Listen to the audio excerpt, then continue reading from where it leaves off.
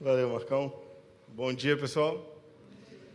Joia, deixa eu dar uma olhadinha aqui em vocês. Ótimo, abre sua Bíblia comigo. Apocalipse, capítulo 4 e 5. Hoje a gente vai compartilhar com vocês alguns aspectos sobre adoração. E eu espero que você saia inspirado para adorar e entregar ao Senhor tudo que você é, tudo que você tem. E também que você se engaje, né, no próximo curso que a gente vai começar na quarta-feira agora. Beleza? Então, Anderson e Isaac estão preparando material bem interessante para que a gente comece nessa quarta-feira a falar um pouquinho sobre adoração. Lembrando um pouquinho do que o Marcão falou, é realmente muito importante se você deseja fazer parte da nossa igreja, né, ser um membro e dar um passo a mais, está aqui na terça-feira. Terça-feira vai ser um dia muito, muito importante. A gente vai esclarecer, a gente vai abrir, a gente vai conversar um pouquinho sobre visão, missão, né, nosso porquê. Eu acho que vai te inspirar também, mas se você já está gostando do domingo, isso tem sido bênção para você, esse é o próximo passo. A gente te espera aqui na terça-feira. Beleza? Joia. Vocês estão aí com a Bíblia aberta? Não tenho condições de cobrir todos os 2 capítulos, mas eu queria chamar a sua atenção para você dar uma marcadinha com o seu dedo assim no capítulo 4, versículo 8, versículo 11, versículo 9, depois no 5, né? Capítulo 5, versículo 9, versículo 12 e versículo 13. Você viu que eles estão um pouquinho fora da margem, assim, na sua Bíblia? Tá assim? Se você está lendo no celular, né? Esse é mais um prejuízo de se ler a Bíblia no celular. Então, assim, tomara que a sua bateria acabe e que você aprenda a importância de ter a sua Bíblia com papel. Mas o fato do texto sair um pouquinho da margem, ele significa algo. Significa, sabe o quê? Que isso é uma canção. Que isso é uma canção de adoração. E eu quero falar com vocês sobre essas 5 canções de adoração que a gente vê, que a gente descobre quando a gente olha para a sala do trono. Bom, o contexto é o seguinte: João, ele viu uma porta aberta no céu. E imediatamente ele se encontra em espírito. Capítulo 4, versículo 1. Depois dessas coisas, né, as coisas que são depois, né, as cartas e a revelação de Jesus Cristo que ele teve nos capítulos 1, 2 e 3. Então, depois de ver Jesus, depois de Jesus ter mandado cartas para 7 igrejas, depois dessas coisas, olhei e vi que estava uma porta aberta no céu. E a primeira voz que eu ouvi, como um som de trombeta falando comigo, disse: sobe para aqui, e te mostrarei as coisas que depois destas devem acontecer. Versículo 2: imediatamente fui arrebatado em espírito, e um trono estava posto no céu, e alguém assentado sobre o trono. Então hoje eu quero que a gente faça uma exploração na sala do trono. Quem está animado aí? Incrível, né? Sabia que existe uma porta aberta no céu? Porque Jesus, quando ele morreu na cruz, ele preparou com a sua carne um novo e vivo caminho que nos dá acesso à sala do trono. E a sala do trono não é uma ideia. A sala do trono é um lugar. A sala do trono é real. Se Jesus é real, ele está sentado num lugar real. E ele está num lugar que realmente existe. E muitas vezes a gente olha e pensa e ora e fala: Jesus, que está lá no céu, e a gente não leva em consideração a realidade de todas essas coisas. Bom, a experiência de João, obviamente, é indescritível, né? No meio das circunstâncias na qual ele estava, de ser um preso, um exilado por causa da pregação do Evangelho, de repente ele vê uma porta aberta no céu e uma voz chamando ele para subir. Cara, impressionante, né? Imagina quando você chega no seu grupo de IC e fala: e aí, pessoal, como é que foi sua vida com Deus essa semana? Como é que foi seu devocional? Eu estava orando e, de repente, eu vi uma porta aberta no céu e uma voz, como de trombeta, falando para mim: sobe aqui. E aí eu falei, imediatamente entrei no Espírito e subi. Então, esse é um dia bom para você falar, tirar uma foto assim da sua Bíblia com o seu café, né? Que, tipo assim, esse é o tipo de devocional que realmente é impressionante. Mas o fato e o ponto onde eu quero chegar é que quando João vê o ambiente do trono, ele se depara com um ambiente onde a adoração está acontecendo de dia e de noite de maneira contínua. E esse é o ponto do que eu quero falar.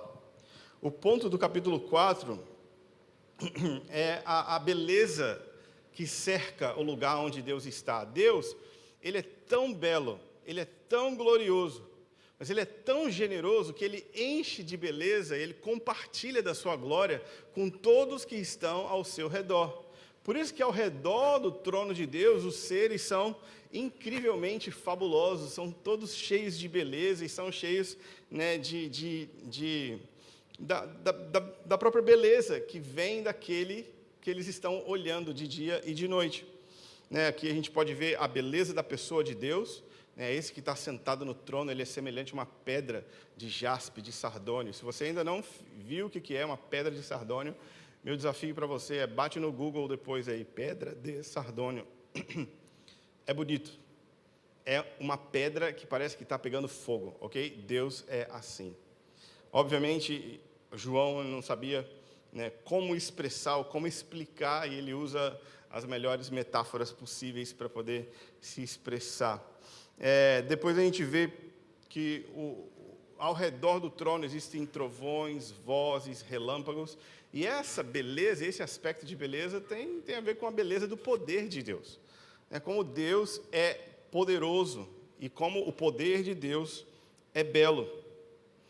Depois a gente vê a beleza da presença de Deus, porque onde Deus está, as coisas ao seu redor estão em chamas, sabe? Existe um rio de fogo, existem lâmpadas de fogo, existem seres viventes que são seres em chamas, e tudo isso no lugar onde Deus está, e nesse lugar existe uma porta aberta e uma voz chamando: sobe aqui. Esse é o ponto. O ponto é que esse lugar não está fechado para obras, esse lugar não está restrito a VIPs, esse lugar está disponível. Sabe, nós podemos estar no lugar onde Deus está antes de morrer. Já parou para pensar? João capítulo 7, versículo 24, Jesus está orando, ele fala: Pai, eu desejo que eles vejam a minha glória e que eles estejam comigo onde eu estou. Sabe, então, nós não precisamos morrer para ir para o céu, mas nós podemos olhar para o céu e deixar com que a imaginação aqui inspire também o nosso imaginário. Sabia que a sua imaginação é um dom de Deus? Sabe, a sua criatividade foi algo dado por Deus para você, para que você use para poder desfrutar de quem Ele é.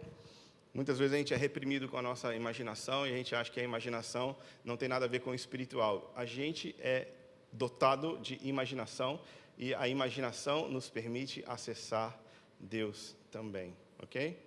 Mas essa é uma história para outro dia. E aí então a gente está chegando nas canções, mas eu sempre gosto de fazer uma piada, porque os anjos eles são engraçadinhos, né? Você já viu como é que é um anjo? Eles têm olhos por dentro e por fora. Eles têm asas nos pés, nos olhos e voam. E eles são seres, assim, esplendorosos. E quando eles aparecem para as pessoas, eles falam o quê? Não temas. Eu acho isso engraçado, né? Então, se eu tiver que explicar a piada para você, porque não é tão boa. Mas, tipo assim, imagina, de repente você está olhando e um anjo, e ele fala: não temas, porque ele é daquele jeito. Eu vou melhorar para a próxima semana. Então, a gente está nesse pequeno tour na sala do trono e a gente vai começar a ouvir agora. Sabe, a gente olhou para aquele que está sentado no trono. Versículo 3 diz que ele é semelhante a uma pedra de sardônio, de jaspe, e ao redor do trono há um arco-íris, semelhante na aparência a esmeralda. Sabe, para um instante e feche seus olhos e tenta ver. Deixa o Espírito Santo iluminar seu entendimento.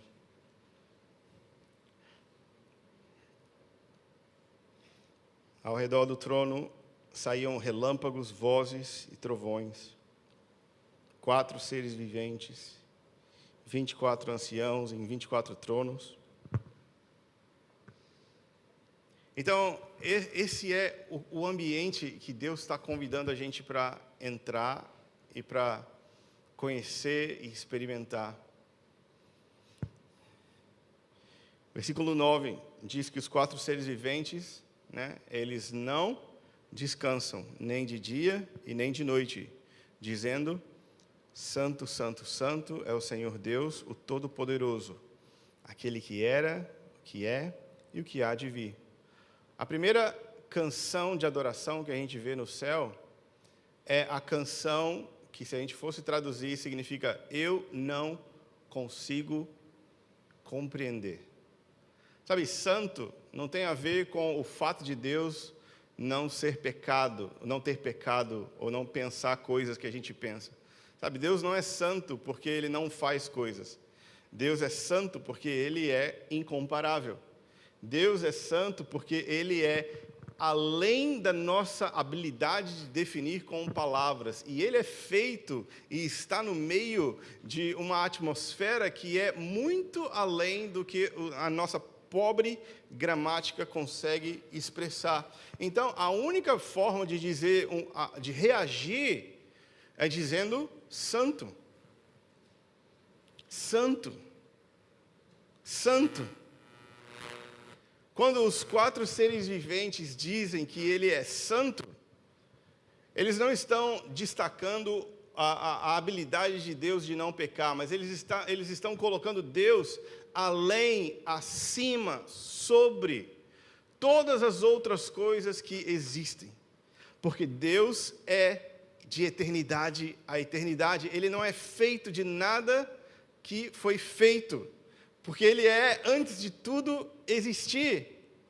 Então, Ele é inexplicável. E mesmo assim, Ele se esforça para se fazer conhecido e visto por nós. Sabe, é um Deus que revela a sua glória e a sua beleza, mas é um Deus também que toma a carne e se faz homem para sempre. É o Deus que se humilha e assume a forma de servo. É o Deus que morre a morte de cruz. Sabe, isso tudo está dialogando de um Deus além da compreensão se fazendo disponível para mim e para você. Então, a exaltação da sua santidade é a primeira resposta quando nós nos deparamos diante de Deus. Santo, santo, santo. Bom, é bonito a gente ver também que o versículo enfatiza que eles não descansam, nem de dia e nem de noite. Isso quer dizer que no céu não tem a hora do louvor. Tá ligado? A hora do louvor, a hora das crianças ir para a salinha, a hora da palavra, a hora dos avisos, a hora da profecia. No céu não tem a hora do louvor, porque se Deus está, a adoração acontece. A única resposta possível à presença gloriosa do Deus Santo, além das nossas explicações, é adoração. Em outras palavras, John Piper vai dizer que adoração existe porque Deus existe. E se Deus está, a adoração acontece. Queridos, nós temos o privilégio de viver diante dessa realidade e reproduzir o céu na terra. Assim como o Senhor Jesus nos ensinou a orar, que venha o seu reino e seja feita a sua vontade, na terra como no céu. O que você vê no céu? No céu, Deus está assentado sobre um trono. Sabe, Deus não está rivalizando, nem competindo com outros senhores, nem com outros governantes. Se a gente fosse para ser um povo do céu mesmo, a gente, não estaria tão preocupado com quem vai ganhar no ano que vem. Nós estaríamos completamente tranquilos, porque se nós somos um povo do céu na terra, nós sabemos que o nosso Deus, o nosso Rei, está no trono. E quando a gente vê esse Deus glorioso, a única resposta possível é santo. A sua santidade, a sua majestade é indescritível. Ok, vamos dar um pouquinho de perspectiva para não descansar nem de dia e nem de noite. Quem acha que hoje o louvor foi um pouquinho mais comprido do que o normal? Eu achei, ok? Então, por isso que eu tenho a liberdade de perguntar. Mas é por quê? Porque a gente está acostumado, né? Não é uma reclamação, não. Eu estou só percebendo. Normal, ok? Eles não cansam nem de dia e nem de noite. Ok, mas se você abrir Isaías capítulo 6, e você sabe qual é a experiência de Isaías capítulo 6, né? No ano que morreu o rei Uzias, eu vi o Senhor alto e exaltado, e as vestes do seu manto enchiam, o templo. E os anjos, eles declaravam uns para os outros o quê? Santo, santo, santo é o Senhor Deus Todo-Poderoso, e toda a terra está cheia da sua glória. Ok, então essa aqui não é a primeira vez que alguém vê a sala do trono, mas é a mesma música que eles estão cantando com 800 anos de diferença. Por quê? Porque quando Deus está, a única resposta é exaltar a sua santidade. Sabe, quando Deus está entronizado, a coisa que realça é a sua excelência. Aquilo que chama a nossa atenção são os seus atributos incomunicáveis, sabe? A sua sabedoria infinita, o seu poder infinito, a sua presença infinita, a sua graça infinita. E quando você tenta organizar o que você está sentindo, não existe uma palavra que expresse. Por isso que eles cantam santo. Por isso que eles cantam santo de dia e de noite. E por isso que eles estão cantando a mesma canção entre João e Isaías. E eu tenho absoluta certeza que santo não é a letra que está passando no projetor. E eu tenho absoluta certeza de que eles não estão olhando e falando assim, acho que já deu, 800 anos. Ou a gente muda de música, ou a gente acaba esse culto, pelo amor de Deus. Sabe, eu sempre digo o seguinte, se você não é da galera de cantar, se você não é, sabe, de cantar e de repetir, eu acho melhor você procurar uma outra religião. Porque a nossa religião canta pra caramba. E a nossa religião, ela não consegue expressar tudo que Deus é. Então a gente fica dizendo, até que aquilo que a gente está falando não faça sentido para Ele, mas a gente consiga crescer na compreensão do que estamos dizendo. É por isso que a gente repete. É por isso que a gente precisa, sabe, exercitar o nosso músculo da adoração, mesmo que na repetição, porque quanto mais nós olhamos, mais incompreensível é. Mas isso não quer dizer que a gente fica sem palavras. Por isso que eu não gosto muito dessas músicas, sabe, que eu fico sem palavra. Não, tem as palavras podem ser até, eu não sei o que eu estou vendo, mas existe.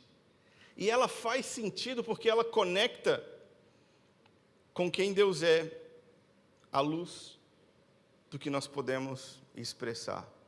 Então, esse vai ser um mês onde a nossa igreja vai se dedicar a crescer em adoração. Por que nós adoramos? Porque se Deus está, a adoração acontece.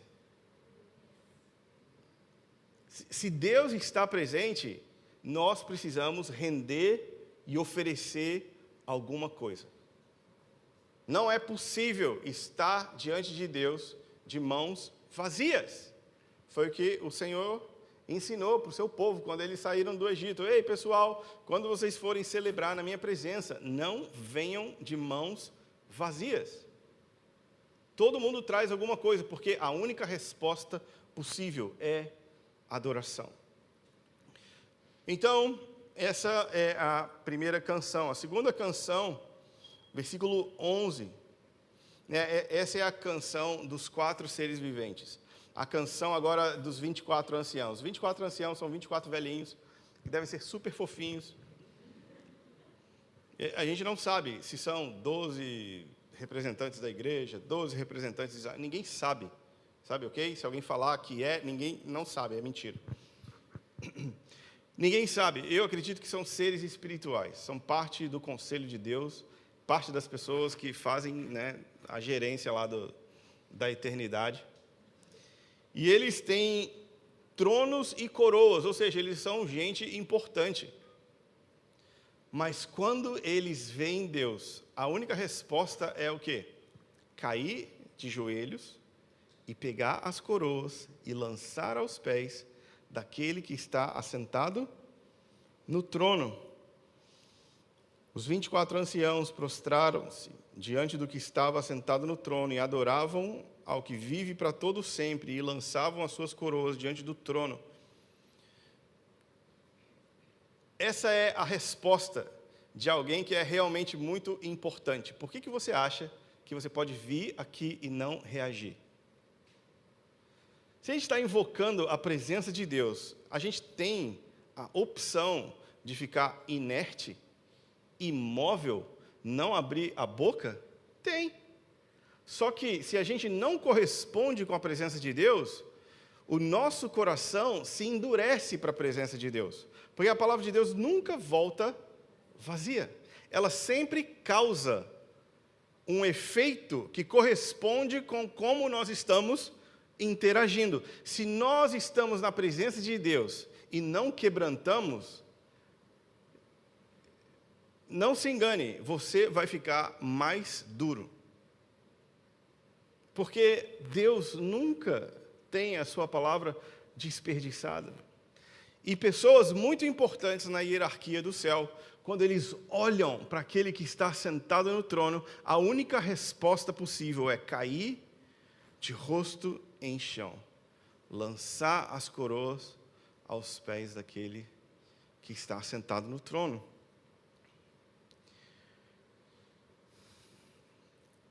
Essa atitude deveria inspirar a gente, sabe? Se você não souber o que fazer, imita os velhinhos, ok? Se lança diante daquele que está sentado no trono. Pega a honra e a glória que você acha que você tem e arremessa aos pés daquele que está no trono. Oferece para ele a glória e a recompensa da sua vida. Oferece para ele tudo que ele te deu. Sabe, quem dá coroas é Deus. Mas a resposta adequada para alguém que foi coroado é devolver para aquele que dá. E eu imagino, sabe, Jesus desce do trono e fala assim, não, pode levantar, gente. Tá tudo bem, pode levantar. Pega a coroinha, bota na cabeça de novo deles assim. E eles sentam no trono, mas de novo eles olham aquele que é semelhante a uma pedra de jaspe e de sardônio. E eles são envolvidos pelo som dos trovões, das vozes, dos relâmpagos. Sabe, o arco-íris de cor esmeralda enche eles de tamanha fascinação e choca todos os seus sentidos, que eles caem de novo. E eles fazem isso porque essa é a única resposta diante de Deus. Se Deus está, nós estamos prostrados. Essa é a moral da segunda canção do livro de Apocalipse. Que se Deus está, nós nos humilhamos. Por isso que a palavra de Deus, ela diz que Deus, Ele ama o humilde, mas Ele resiste o soberbo. ele resiste, ele dá graça ao humilde. Mas a pessoa que não quebranta, ele resiste. Às vezes a gente está aconselhando alguém e a pessoa fala assim, eu amo Jesus e está tudo bem na minha vida, eu só tenho um pouquinho de problema, sabe, com orgulho. Aí eu falo assim, cara, isso não é um pouquinho de problema, esse é o problema. Porque você não tem um problema comigo, você tem um problema com Deus. Deus resiste o orgulhoso. E a resposta dos seres mais elevados de todo o universo, como os 24 anciãos, é cair de rosto em terra. E aí então eles declaram uma adoração, né? Digno és, Senhor nosso e Deus nosso, de receber a glória, a honra e o poder, pois tu criastes todas as coisas e por tua vontade existem e foram criadas. Sabe, a adoração daqueles que se humilham, que se prostram, é a adoração do reconhecimento de que tudo vem de Deus, tudo é para Deus e tudo volta para Deus. Esse é o reconhecimento dos 24 anciãos. Tudo você criou. Imagina, esses provavelmente são os seres que quando Deus falou assim, ei pessoal, vamos fazer o homem, a nossa imagem e a nossa semelhança, eles ouviram e falaram assim, incrível, ótima ideia. Então, eles estão vendo Deus criar as coisas desde o princípio. Desde antes do princípio do que nós vemos e sabemos e do que existe. E eles se prostram diante de Deus desde sempre, reconhecendo que tudo Ele criou. E todas as coisas existem e foram criadas por sua vontade. Imagina, Deus tem vontade. Deus quer alguma coisa. Deus quer que as coisas existam. E a palavra de Deus fala que Jesus sustenta todas as coisas pela palavra do seu poder. Ou seja, Ele sustenta por dizer. Ele cria por declarar. Então, é um Deus que é tão poderoso que a sua vontade, expressa pela sua palavra, faz com que o universo exista e funcione. Qual é a única resposta? De joelhos, lançarmos tudo o que temos e tudo o que somos aos pés desse que está sentado no trono. Amém? Queridos, se Deus está, nós estamos de joelhos. Se Deus está, nós precisamos achar um jeito de se humilhar e de se quebrantar. Terceira canção.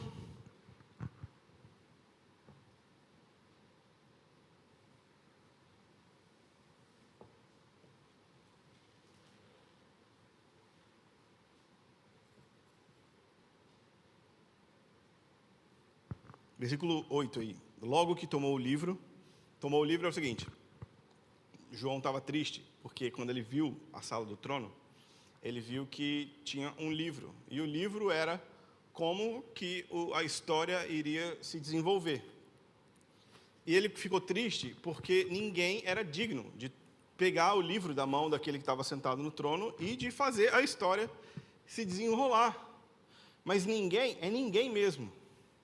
Porque eles observam no céu, na terra e debaixo da terra. Ou seja, eles veem os seres celestiais, os seres humanos e os seres que já foram celestiais e, pessoas que já morreram. Então eles olham num panorama de toda a história e de todo mundo que já existiu, ninguém é digno. E aí João fica o quê? Triste, fica desesperado. Por quê? Porque como que a história vai se concluir? Quem que vai abrir os selos? Os selos são os juízos, os primeiros 7 juízos, do livro de Apocalipse. Quem que vai tomar o livro? Quem que tem essa autoridade? um dos anciãos fala, não, fica tranquilo. O leão de Judá, a raiz de Davi, venceu para abrir o livro. E aí então, quando eles se deparam com a habilidade de Jesus de concluir a história, quando ele toma o livro, os 4 seres viventes e os 24 anciãos prostram-se diante do cordeiro. Mas peraí, é o leão ou é o cordeiro? É os dois, ok? Ele nunca deixou de ser o leão quando foi crucificado, e ele nunca deixou de ser o cordeiro manso quando libera os seus juízos. Ele não deixa de ser uma coisa para ser outra. Ele é o Cordeiro de Deus e o leão de Judá. Tendo todos eles uma harpa e taças de ouro cheias de incensos, que são as orações dos santos. Então, os seres celestiais, eles têm o quê? Eles têm algumas mãos, né? E nessas mãos, eles têm uma harpa, na outra taças, e as taças estão cheias de oração. Por que a gente tem uma sala de oração aqui nessa igreja? Porque essas taças precisam ser cheias. Porque quando a gente olha depois do capítulo 8 de Apocalipse, o anjo pega a brasa do altar, mistura com as orações que estão nas taças e vira todas elas e elas voltam para a terra. Então, isso significa que as nossas orações serão respondidas com fogo. As nossas orações serão respondidas no tempo certo. Ok?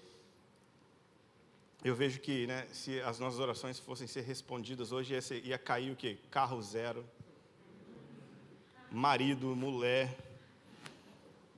Sabe, era tudo isso que ia cair, o anjo ia virar assim, ó, opa, ia cair apartamento. Sabe, porque é o que a gente mais pede, né? São coisas que a gente está mais interessado. Mas Deus, Ele está trabalhando no coração da sua igreja para que a gente possa orar de acordo com a sua vontade. Porque a palavra de Deus nos garante que tudo que nós pedimos de acordo com a sua vontade vai ser respondido. Isso não significa que nós podemos orar tudo. Isso significa que tudo que nós orarmos, aliados com o seu querer, vai ser respondido, nem que seja, né, no contexto aqui de Apocalipse 8. Mas beleza, esses seres, eles estão guardando as nossas orações. Gente, sabe, Deus, Ele tem tanta coisa para fazer, mas Ele pega as nossas orações e guarda em potinhos de ouro no céu. Dá vontade de orar, não é? Dá confiança para orar, não é? Porque, olha, às vezes eu não lembro o que eu oro. Sabe, às vezes as pessoas mandam pedidos de oração, a gente esquece de orar na hora, nem lembra. Mas Deus guarda. Deus anota. Deus bota no potinho de ouro. E aí então eles começam a cantar uma nova canção. Ok? Não tem a hora do louvor. A hora do louvor é a única hora possível. É tudo que se tem para fazer. Cantavam um novo cântico, dizendo: digno és de tomar o livro e de abrir os seus selos, porque foste morto, e com o seu sangue compraste para Deus homem de toda tribo, língua, povo e nação, e para o nosso Deus os fizestes reis e sacerdotes, e eles reinarão sobre a terra. Ok? Essa canção de adoração, ela é o reconhecimento de que Jesus fez o que ninguém mais faria. O que Jesus fez que ninguém mais poderia fazer? Apaziguar Deus e homens por meio do seu sangue. Porque Jesus é Deus e homem, e pelo seu sangue, que foi derramado na cruz, Ele traz paz e conciliação da família do céu com a família da terra. Jesus fez o que ninguém poderia fazer. Ele é a porta. Ele é o caminho que nos leva de volta ao Pai. Ele é o meio pelo qual nós nos conectamos de volta com Deus. Ninguém poderia restaurar e redimir os homens. Jesus faz por meio da sua obediência até a morte. Por isso ele é digno. E o céu explode de adoração, porque ele comprou para Deus povo de toda tribo, língua, raça e nação. Imagina, queridos, a sala do trono parece mais com um estádio de futebol.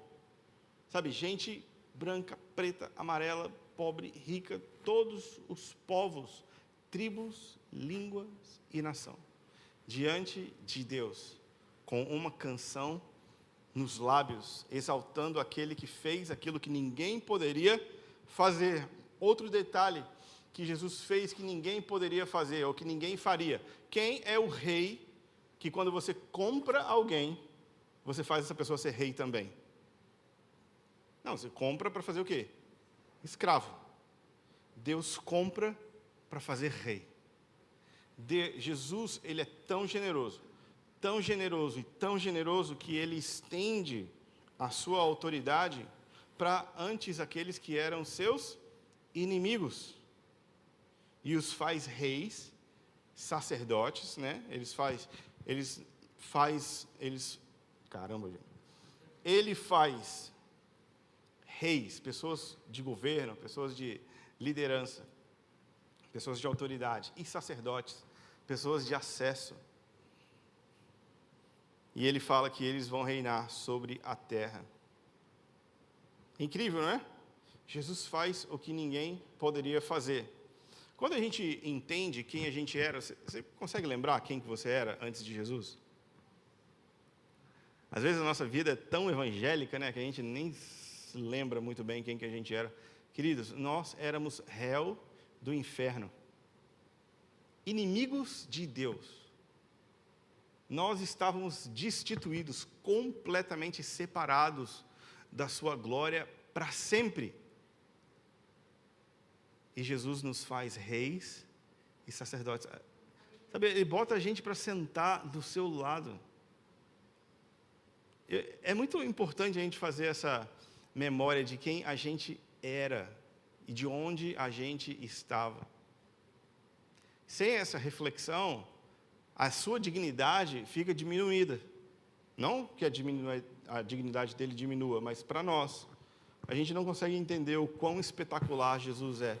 Mas quando a gente vê de onde ele nos tirou, qual era o nosso destino, queridos? O nosso destino era o lago de fogo, preparado para o diabo e para os seus anjos. E assim, Deus nos tira para o reino do Filho do seu amor. Incrível. Incrível, não é? Ok, essa é a canção que exalta Jesus fazer aquilo que ninguém mais poderia fazer. Quarta canção, minha favorita. Digno é o Cordeiro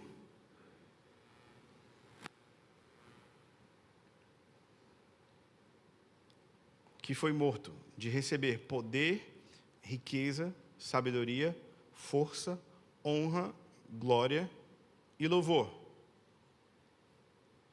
Ok, agora imagina milhões e milhões de seres celestiais dizendo a uma só voz, proclamando com grande voz que o Cordeiro é digno. E aqui ele dá 7 motivos para a sua dignidade, e cada um deles vale a pena a gente parar e fazer um estudo, né, um estudo de palavras. Por que Jesus é digno? Porque ele é merecedor. Por que ele é digno? Quais são as coisas que ele recebe e por que ele é merecedor de receber as coisas que o Pai lhe dá? E aí então a gente começa a olhar uma por uma dessas coisas, sabe? Ele é digno de receber poder. poder, querido, é a forma pela qual nós testamos o caráter das pessoas, né? Porque quando você dá um pouco de poder para alguém, você revela o que tem dentro dela. Por isso que quando alguém imaturo assume posições de liderança, rapidamente a gente descobre do que essa pessoa é feita. Porque o poder revela o caráter. Jesus é digno de receber o poder porque ele não é corrompido pelo poder. Por isso ele recebe todo poder. O poder é a habilidade de fazer e executar a vontade de Deus. Sabe, Jesus ele possui os meios para realizar o plano de Deus na sua íntegra. Por isso ele recebe todo o poder não o corrompe e ele usa o poder em benefício dos mais fracos. Ele exalta o pobre, ele exalta o humilde, aquele que era o último, ele coloca por primeiro, sabe, aquele que era o servo se torna, o mais importante, sabe, Jesus ele traz com o seu poder a uma posição de reconhecimento aquelas pessoas que são rejeitadas e abandonadas.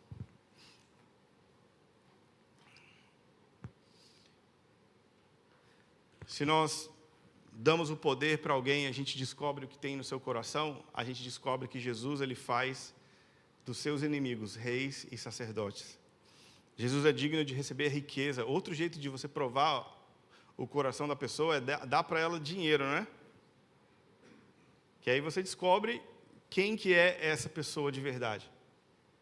Dá dinheiro, né? Dá um cartão do Nubank, né? Dá o roxinho.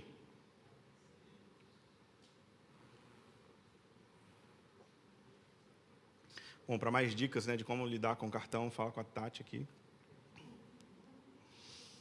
Mas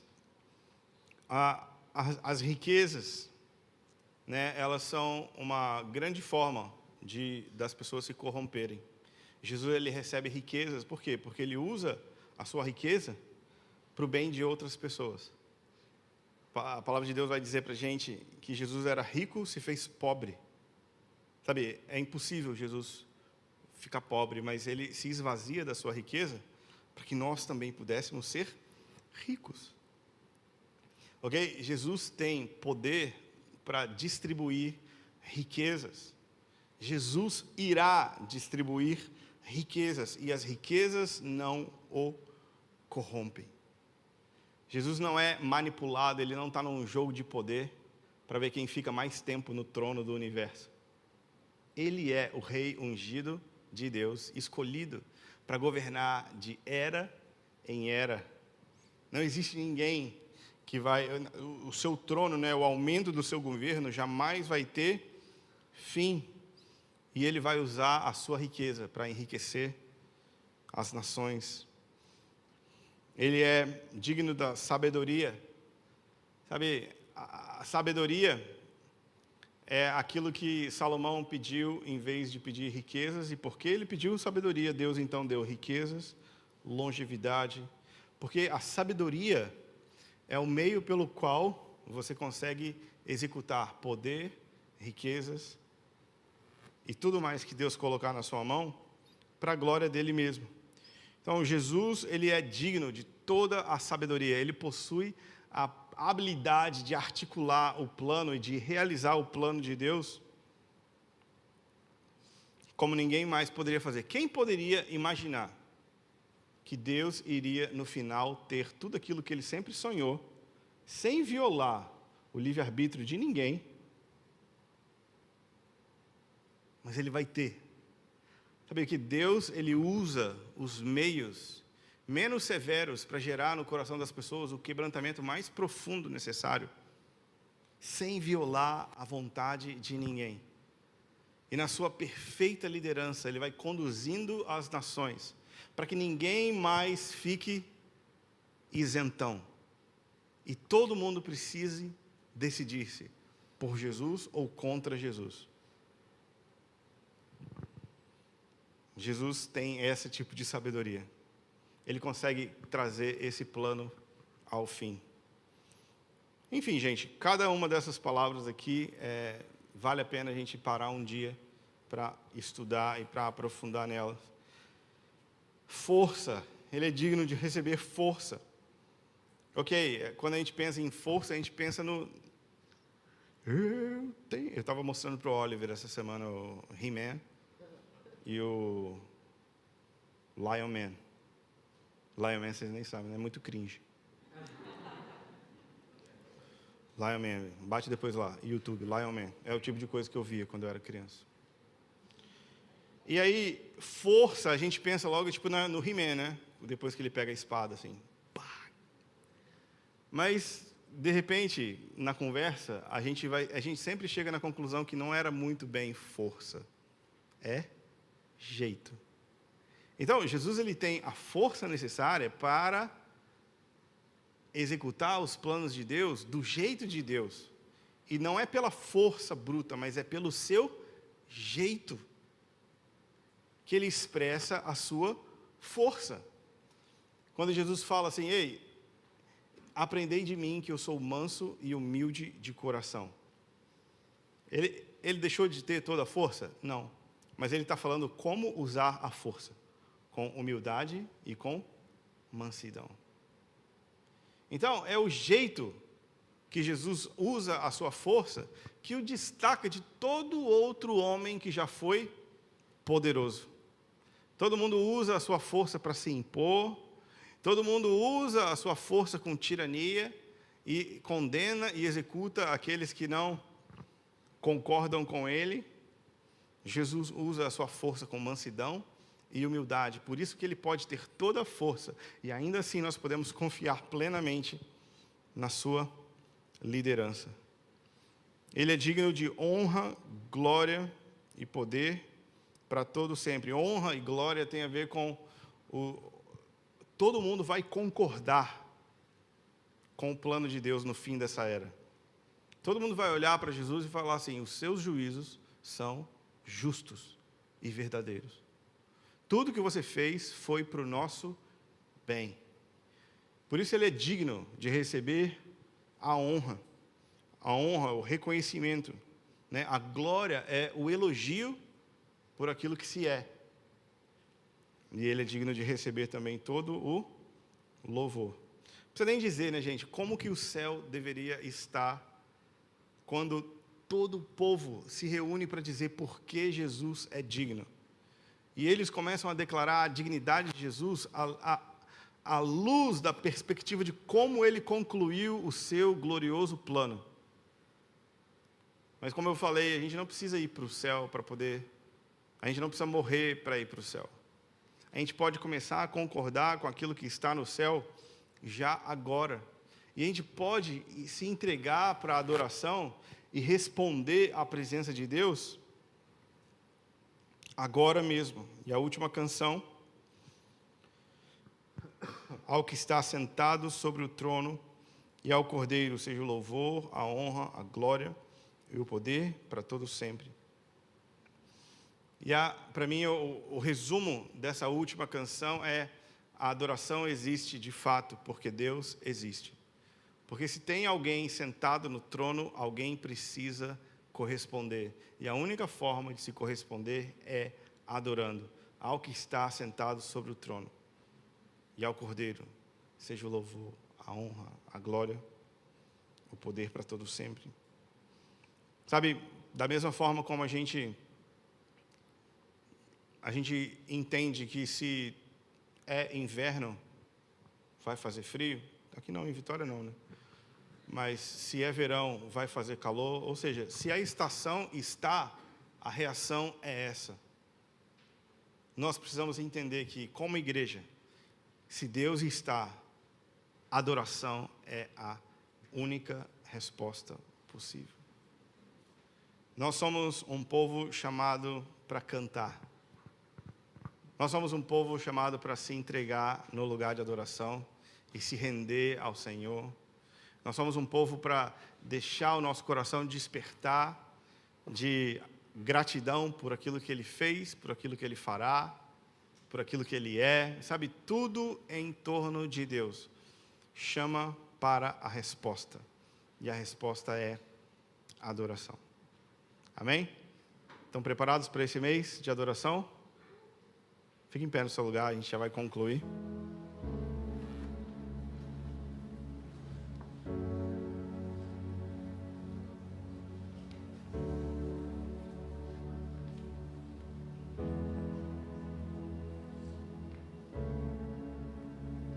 Pai, eis-nos aqui diante do Senhor. Nós nos voltamos para o trono da Tua graça, o assento da Sua misericórdia. E pedimos para que o Senhor estenda sobre nós graça para poder adorar de acordo com a Sua dignidade, de acordo com a Sua beleza. Deixa a gente exaltar o Seu nome e render a Ti os louvores das nossas vidas, de acordo com os Seus atributos, de acordo com os Seus estatutos. Desperta-nos para a adoração.